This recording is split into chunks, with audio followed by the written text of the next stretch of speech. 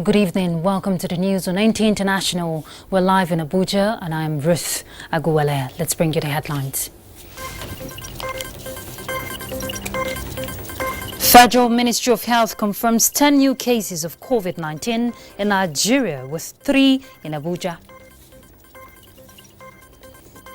Nigerians engage in panic buying in anticipation of possible shutdown of major markets. Plus, experts harp on tree planting to combat environmental challenges as world marks International Day of Forest.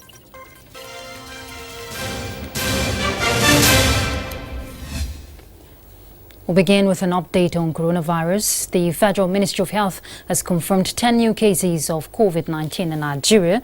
Of the 10 new cases, 3 are in the Federal Capital Territory and 7 are in Lagos. 9 out of the 10 cases have travel history outside Nigeria in the last 1 week.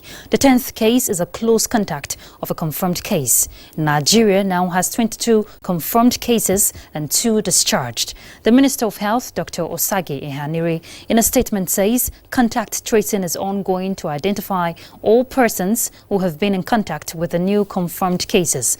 The Port Health Services of the Federal Ministry of Health has heightened screening at all air, land and sea points of entry into Nigeria and adapted the protocols to reflect the travel guidance issued by the Presidential Task Force on the Control of Coronavirus. The statement adds that the National Emergency Operations Center, led by the Nigerian Center for Disease Control, supported by partners, continues to coordinate response activities and strengthen preparedness capacity across states nationwide. In another development, the federal government has banned all international flights to Abuja and Lagos airports effective Monday, the 23rd of March to April 23rd of April 2020, except for emergency and essential flights. The 1-month restriction is in addition to the closure of the Kano, Port Harcourt and Enugu international airports, which started this Saturday. A statement by the Director General of Nigerian Civil Aviation Authority, Captain Musa Nuhu, says all airports in Nigeria now operate only domestic flights. And as part of efforts to sustain the ongoing advocacy campaigns to curtail the spread of coronavirus through overloading vehicles with passengers, the Federal Road Safety Corps has again admonished all drivers of vehicles to carry only 1 person at the front and not more than 3 in a row of the vehicles, while motorcycle riders should carry only 1 person at a time so that occupants will be able to guard themselves and watch out for symptoms as they commute to their destinations. According to BC Kazim, FRSC Public Education Officer, the Court Marshal, Dr. Boboye Oyeyemi, gave the advice following the need to curtail the spread of the coronavirus through avoidable overloading of vehicles with persons. Kazim equally stated that the Court Marshal advised that travelers should also endeavor to stay away from overloaded vehicles at all times, no matter the urgency of their trip. According to him, at this point, it is better to be late on your trip than to indulge in unhealthy acts that will lead to contracting or spreading the virus, as the world has already had enough of the coronavirus pandemic.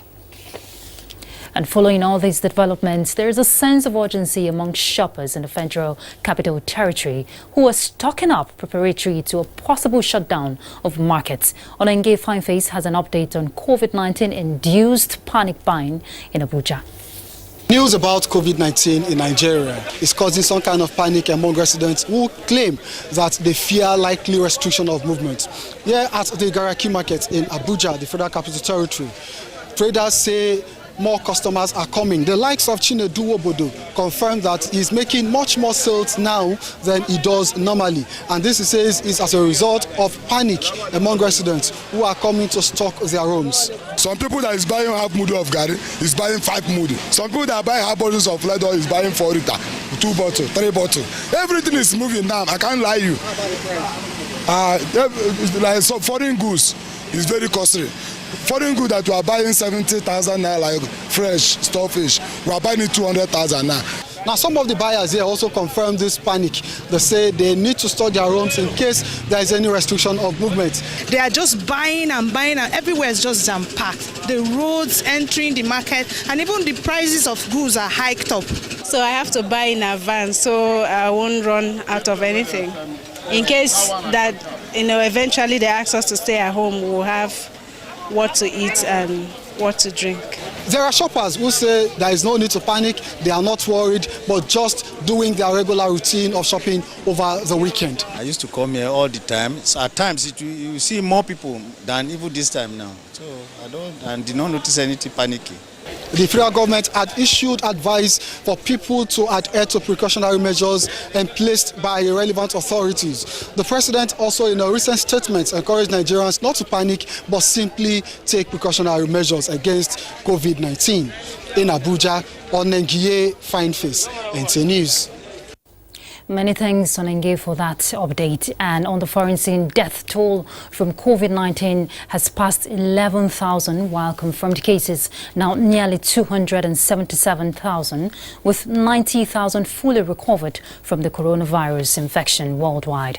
World Health Organization updates shows that Spain and Italy are witnessing worse death rates, with over 300 deaths in a day. Spain death toll is averaging 300 per day, while in Italy, where the virus has killed more than in any other country, the death toll rose by 627, reaching a total of 4,032. In the United States of America, a number of states have ordered shutdowns, with 1 in 5 Americans soon set to be under a stay-at-home order. Meanwhile, the World Health Organization has warned young people that they are not immune from coronavirus and must avoid socializing and communicating with older and more vulnerable people. Let's look at other issues in view of climate change challenges and extreme weather conditions affecting nations of the world. Global attention is focused on sustaining biodiversity as the world commemorates the International Day of Forest. Onenge Fineface reports that this year's commemoration is in line with the Sustainable Development Goals of protecting the ecosystem. International Day of Forest was proclaimed by the United Nations General Assembly in 2012.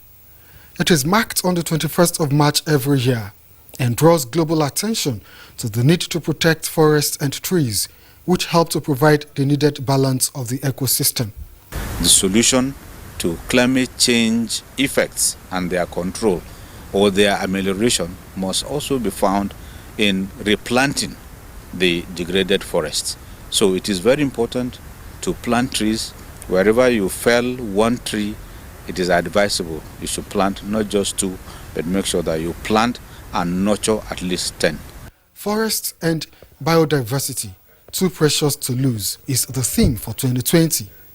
This is chosen in line with Sustainable Development Goals focused on positive use and preservation of land resources to mitigate climate change. It helps to address the issue of desertification. Certainly planting trees help in preventing desert encroachment, and additionally it helps to prevent erosion. The issue of atmospheric pollution, I'm sure you are aware the trees through photosynthesis they use carbon dioxide and they release oxygen, which is the air that we breathe. Emphasis for the day is on the urgent need to plant trees in and outside forests to contain extreme weather conditions like heat waves, global warming and associated challenges. In Abuja, Onenge Fineface, NTA News. And still partly on environment matters, in furtherance of the Executive Order 9 on Clean Nigeria campaign, key players have met in Abuja to take conversations on open defecation free initiative further to a level where the private sector can explore opportunities in the roadmap. Let's hear from Kelvin Ehunwahe. Nigeria has a roadmap backed by an executive order which demonstrates political will to end open defecation by 2025. To achieve this, the roles of key stakeholders need to be outlined, especially private sector involvement. Decent toilets in schools, markets, motor parks and households in rural communities are top of the strategies the government is working on. That is where the input from state desk officers on open defecation free initiative is key. Ishaku Idris is the Katsina State Clean Nigeria desk officer. Along with his counterparts from across the country, the advocacy skills have been sharpened. Things are in place. We have taken measures because, like in my state, I know that my governor has declared this state of emergency on water, hygiene, sanitation, and open defecation. The Minister of Water Resources, Suleiman Damu, is impressed with the level of commitment from development partners like Toilet Pride, who is set to roll out its pilot scheme of 30,000 household toilet projects in 3 states of Nasarawa, Plateau, and FCT Abuja. Besides the exposure to diseases, lack of dignity and inconvenience experienced when practicing open defecation due to non-availability of sanitation facilities, women and girls especially are exposed to violence, including rape, when they have to go out at night to defecate in the open. It's possible for our children to live in households and communities where they know what it feels like to take pride in using toilets. With the target of meeting the toilet need of over 40 million Nigerians, with the involvement of the private sector, millions of jobs are expected to be created in the process. In Abuja, Kelvin Ewonwaye, NTA News. Let's look at other issues. The media, no doubt, has a complementary role to play in any democracy like that of Nigeria. But journalists must strive to be guided not to stand in the right of way of government. Senior Special Assistant to the President of Media and Publicity, Garba Shehu, shared this opinion at the 2020 Annual Leadership Lecture of the Abuja branch of Barewa Old Boys Association. Let's hear from Timothy Yusuf. This convergence of the Abuja branch of Barewa Old Boys Association is less than 50. This is in compliance with the Federal Capital Territory Administration's directive restricting social gathering to not more than 50 persons per time due to the spread of COVID-19. Media and democracy, challenges of journalism is the theme of this year's lecture. Senior Special Assistant to the President on Media and Publicity, Garba Shehu, is an old boy of the college with number B2768. He believes that the advent of the new media the world over, and Nigeria in particular, has eliminated the gatekeeping role in the practice, therefore posing more harm than good. A journalist has no business standing in the right of a government to govern. A government that is elected by a majority of Nigerians, put in office by popular will, has a right to rule. At all times, the journalists should say the truth and nothing but the truth.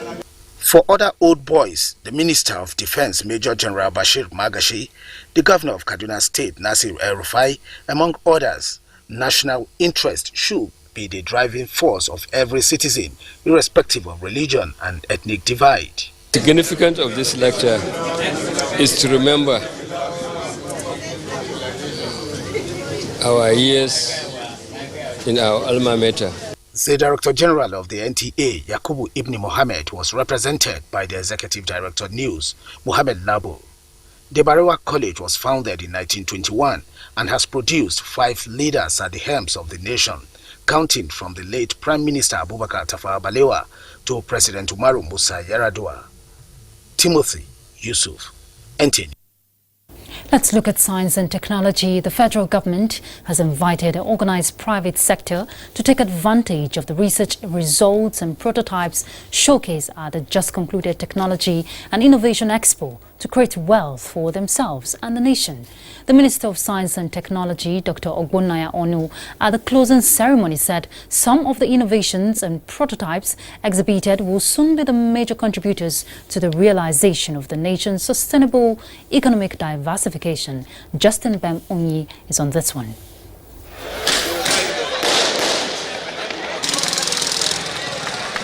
Five days now gone, and that marks the end of the 2020 Science, Technology and Innovation Expo. A program that witnessed continuous exhibitions in the various pavilions of research institutes, tertiary institutions, junior engineers, technicians and scientists, and state governments, the military and the informal sector. Being the 4th edition of the Expo, it also came with a focal aim of accelerating commercialization of results for national economic growth. And as the Minister of Science and Technology declared the Expo closed, He wants investors and entrepreneurs to take advantage of opportunities exposed by researchers. As I moved round the pavilion, I was convinced more than ever before that there is no need for our dear country to be importing from other countries many of the things we now bring into our country from outside. I call on all policymakers and Nigerian investors to make time to visit the various stands in our future expo. So, but no any research and development can translate into product and services if you don't protect the intellectual assets. So our here is to sensitize them and to assist them in patenting their technologies. People are reluctant to do it, maybe because of the cost. And now we have pledged to even bear the whole cost of patenting any Nigerian technology that has potential to translate into product and services. Outstanding inventions from different categories judged to be most impactful were recognized and awarded to respective researchers. In Abuja, Justin Bemunyi, NTA News. We'll take a break now. We're back shortly. Stay tuned.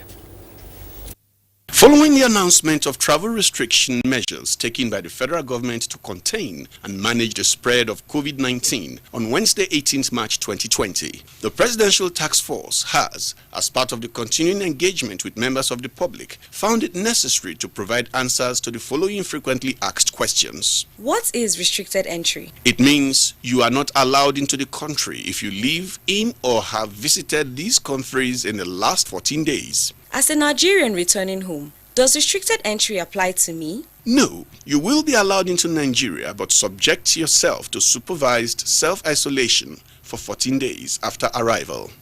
As a diplomat, does restricted entry affect me? No, you will be allowed into Nigeria but subject to supervised self-isolation for 14 days after arrival. I am resident in Nigeria but hold a foreign passport. Does restricted entry affect me? No, you will be allowed into Nigeria but subject to supervised self-isolation for 14 days after arrival. I'll be transiting through one of the 15 countries to get into Nigeria. Does restricted entry affect me? Yes. If you have been to any of the countries mentioned, you will not be allowed into Nigeria except you are a returning Nigerian, resident or diplomat. When does this come into effect? Saturday, 21st March 2020. The task force wishes to encourage members of the public to furnish or seek information and clarification through the COVID PTF NCDC 247 helpline number 080-097-000010. Presidential Task Force on COVID-19. Announcer.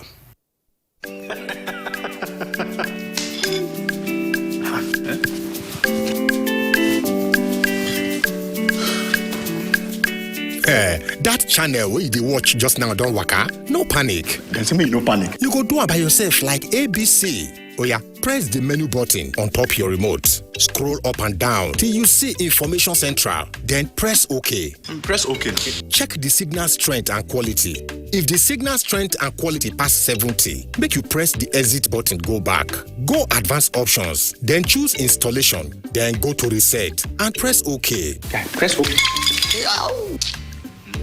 Wow, now you self fit catch all those channels wey be one miss road by yourself. Yes, make your group for no loss. You see as I do am, abi? And I see as I do am. Go TV, live it, love it. And I see as we do am. NTA International News. Africa as it is. Thanks for staying with us. Legal practitioners say political actors, citizens and the media have a critical role to play in complementing the efforts of law in promoting democratic governance in Nigeria. Haman Jabani reports.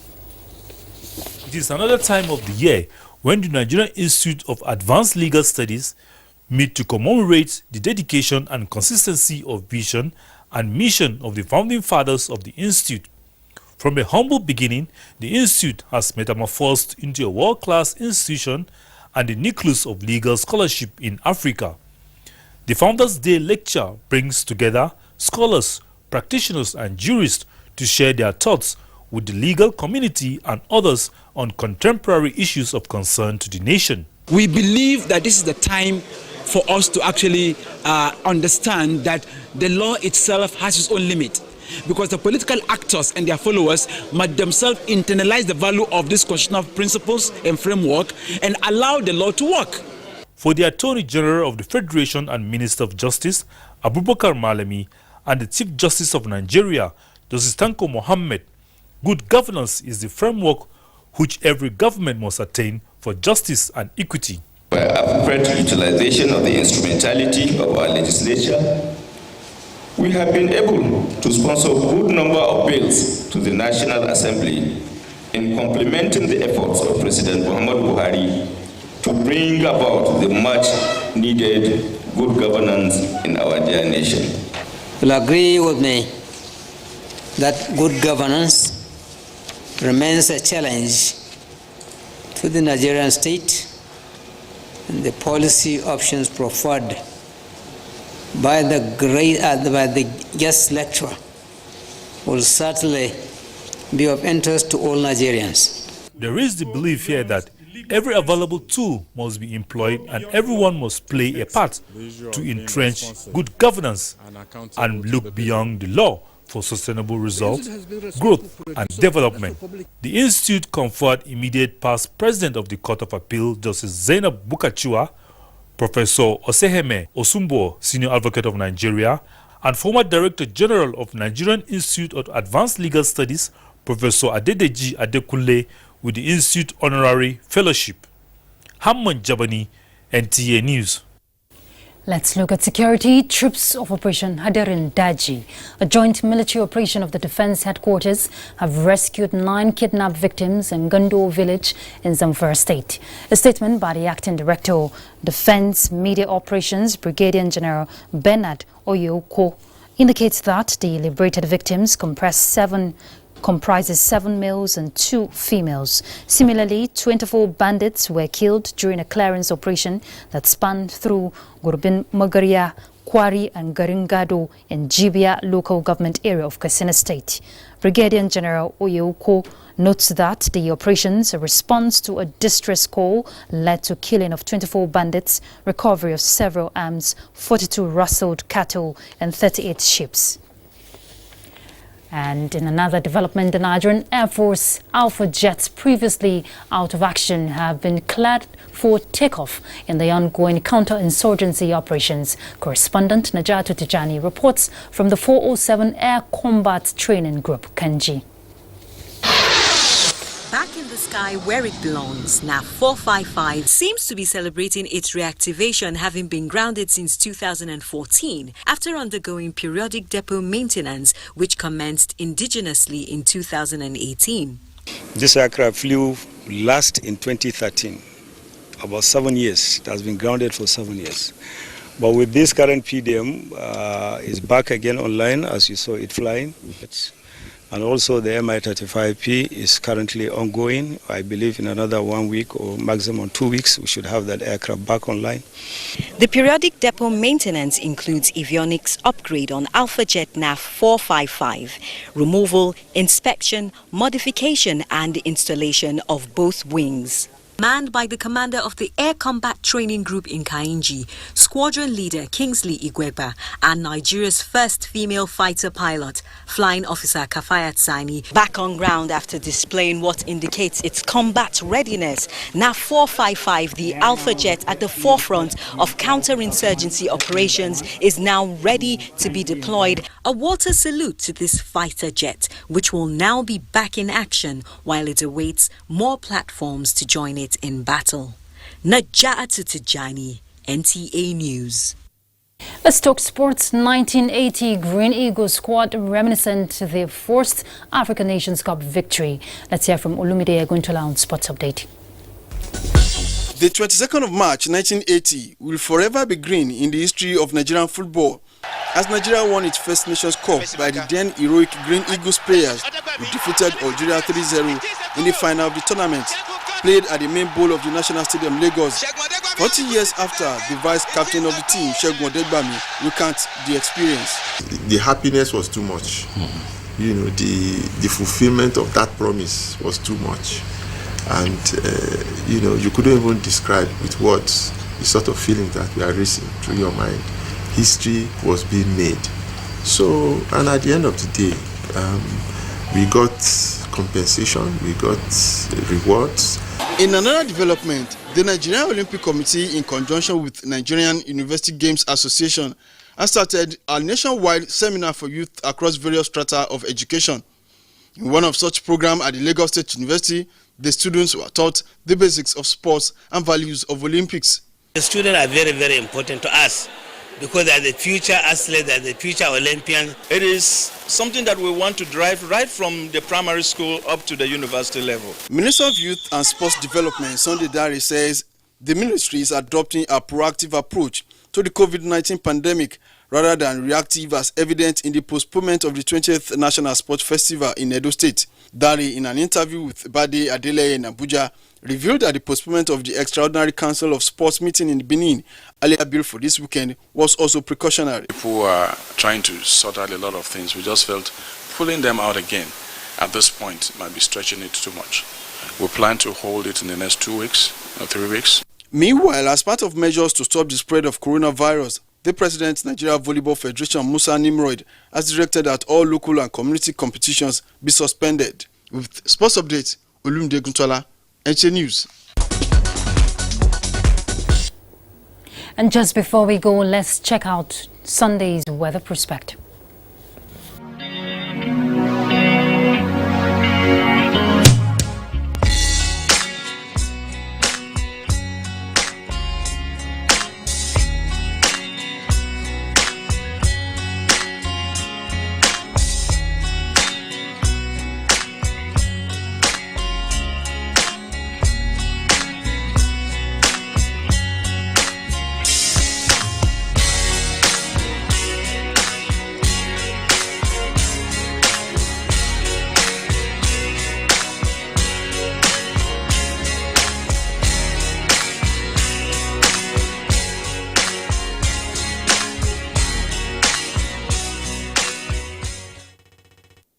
That concludes the news. Many thanks for your time. I'm Ruth Aguela. Bye.